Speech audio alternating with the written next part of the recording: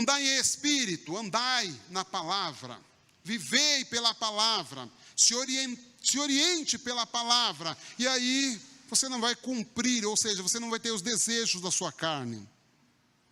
E Paulo continua dizendo, porque a carne ela cobiça contra o espírito contra a carne, e os dois se opõem um ao outro, para que faça o que você não quer fazer. 18. Mas se sois guiados pelo Espírito, não estáis debaixo da lei. Porque as obras da carne são manifestas, as quais são. Aí tem uma relação de coisas.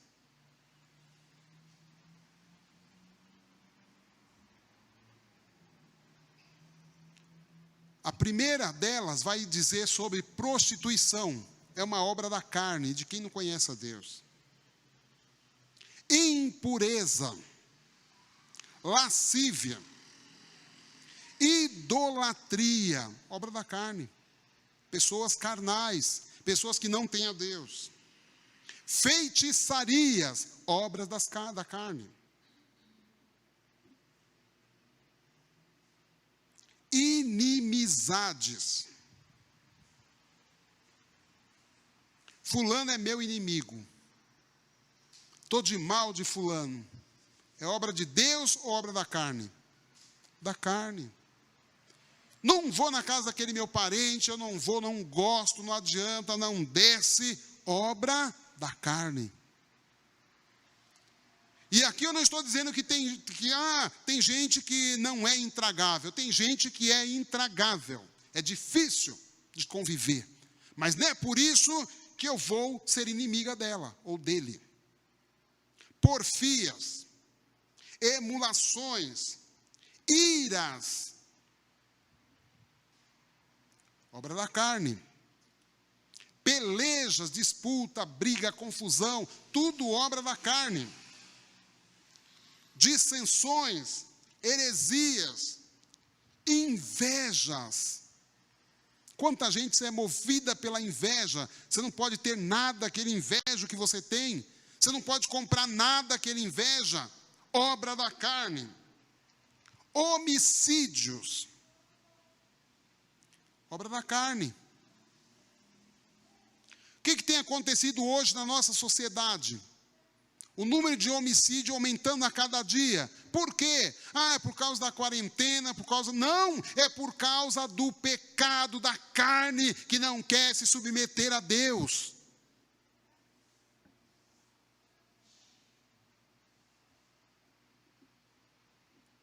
Homicídios, bebedices. Tem gente que não pode ficar sem consumir álcool. Já é viciada. Sabemos todos os males que causam aqueles que consomem o álcool, sim ou não? Sabemos. Mas tem gente que não consegue parar de consumir. Obra da carne. Se a pessoa se submeter a Deus, resistir a este mal, ele vai embora. Lembra que eu falei que a casa ela está suja, está contaminada, mas se eu chamar Jesus, se eu chamar o Espírito Santo, se eu meditar na palavra de manhã, de tarde, de noite, como diz a Bíblia, se eu orar ao Senhor como fez Daniel, 3 vezes ao dia, eu duvido que a pessoa continue na carne. O Espírito vai prevalecer, os desejos da carne, e aqui Paulo deixa claro que tudo isso são desejos. Desejo quer dizer vontade. Eu tenho vontade de matar fulano. Aí eu vou lá e mato? Não, porque é um desejo da carne. Sabe o que eu faço? Carne, você não vai matar ninguém. Que é isso? Aí você volta para Deus, pede perdão e você matou? Não. Mas deu vontade? Deu. Mas você é controlado pelo Espírito. Veja aqui.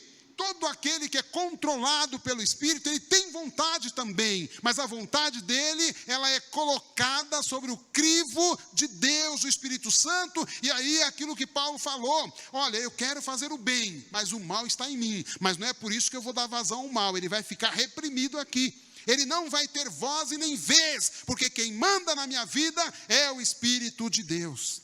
Amém? Bebedice. Pastor, eu não consigo parar de beber, não consigo parar de usar droga. Não consegue porque está dando vazão e alimentando a carne. Quando você parar de alimentar a carne, o Espírito entra em ação e vem a libertação. Amém? Todos nós somos fortes, mas nós devemos usar a força do Senhor. Diga ao fraco, eu sou forte. Eu sou forte, eu posso sair dessa situação, eu posso vencer isso, eu posso ser liberto disso, eu posso ser restaurado disso, mas se eu deixar que o Espírito venha comandar toda a minha vida. Agora, se eu deixar a carne vai fazer o quê? Vai querer pecar. Vai querer pecar, porque o desejo da carne é isso.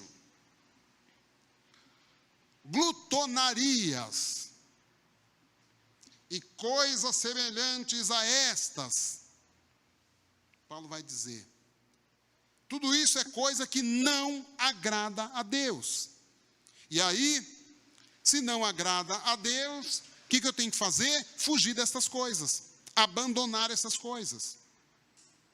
E como que eu abandono tudo isso? Como que eu deixo tudo isso? Me revestindo de toda a armadura de Deus. Me equipando de Deus. O inimigo, ele só resiste. Ele só teme. O inimigo, ele só é detido diante da presença do Senhor. Então eu posso bater o pé, eu posso determinar, eu posso falar textos da Bíblia, como eu disse, eu posso até orar, eu posso expulsar, né? Está amarrado. Lembram que criaram isso aí, está amarrado em nome de Jesus? Está amarrado. O que está amarrado? A Bíblia deixa claro que ele está bem solto. Não está amarrado ainda. Então é ilusão, né? Se criou isso exatamente, lembra das ciladas do inimigo? É uma tática dele de a cristandade achar que ele está amarrado. Ele não tem poder. E aí a gente vai ver na casa de crentes, de pessoas que vão às igrejas, o diabo fazendo sabe o quê? Bagunça, destruindo.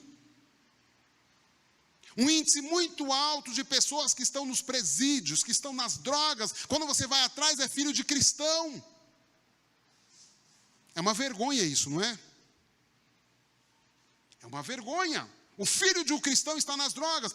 Mas não é culpa minha, é a vontade de Deus. Não é vontade de Deus. Alguma coisa aconteceu ao longo do caminho, ou os pais abriram mão, não tiveram pulso firmes para resistir. Lembra que tem uma palavra aqui chamada resistir? Só eu sei o preço que eu pago de ficar como sentinela para que o inimigo não entre. Alguém tem que ficar como sentinela. Chonel, você é um sentinela na sua casa. Aqui o demônio não entra. Aqui quem manda é Chonel. Primeiro Deus, depois eu sou uma atalaia. E aqui, para entrar na minha casa, tem que passar por mim. É assim que funciona. Diz o texto, eu procurei alguém que estivesse na brecha e a ninguém encontrei. Ou seja, eu procurei um sentinela, alguém que estivesse intercedendo pela família, intercedendo pelo filho, intercedendo pelo marido. Alguém que estivesse ali buscando para quê? Fechando as brechas para o inimigo não entrar. O que é um sentinela? É um vigia. O Marco Antônio vai para o trabalho, lutaniza e fica como? Igual uma vigia ali, olhando e falando, Senhor, guarda o Marco Antônio, livra o Marco Antônio, livra de todo o mal, Senhor, leva ele em paz, traga ele em paz, e quando ele chega em paz, aí ela fala, obrigado Deus, o Senhor me ajudou, e eu sou um sentinela da minha casa. É assim. E Olene é a mesma coisa, Chonel sai para trabalhar, você fala, guarda Senhor Chonel, leva ele. Protege o Chonel, livra na condução, livra do inimigo, livra da inveja. Tem inveja? Tem. Tem olho gordo? Tem. Tem toda a armadura. E nós lemos aqui, tem principados e potestades que estão em todo lugar. Mas há uma boa notícia, que a Bíblia diz que o anjo do Senhor acampa ao seu redor do que o teme e o livra do mal. Pronto. Pode ter o que tiver, pode fazer fila do que tiver, nenhum mal te sucederá e nem praga alguma chegará à tua casa, porque o Senhor está no controle, o Senhor está no comando, o Senhor está nos dando vitória. Por isso que a nossa semana é boa, por isso que a nossa semana vai bem, por isso que as coisas fluem, e quando elas não estão fluindo, a gente vai para a oração, a gente vai para o jejum, a gente busca a Deus, e a gente vai para cima, e o inimigo bate em retirada. Sabe por quê? Porque nós estamos armados. Crente que anda desarmado, vai ter problema. Crente que anda desarmado, sabe o que vai acontecer com ele? O inimigo vem e destrói a vida dele, ou amarra ele e leva tudo. Guarda bem o que tens, para que ninguém tome a tua coroa. O inimigo só persegue, ele só insiste para fazer o mal para aqueles que têm alguma coisa. Ladrão nenhum vai roubar quem não tem nada, vai? Não. Se o ladrão olhar e perceber que você não tem nada, ele vai embora, ele passa por você, ele é até teu amigo, ele até fala, tudo bem? Ele é ladrão, tudo bem, mas ele viu que você não tem nada. Agora, se ele vê que você tem alguma coisa, ele vai usar as suas sutilezas para levar. E veja que Satanás é uma figura de um ladrão. Ele só vem para cima de quem tem alguma coisa. E nós recebemos do Senhor alguma coisa. Sim ou não? Nós recebemos do Senhor. Nós temos a salvação em Cristo Jesus, que é o maior presente de toda a humanidade. É aquilo que muita gente quer e não consegue, mas o Senhor, por graça, por misericórdia, por bondade, Ele nos deu.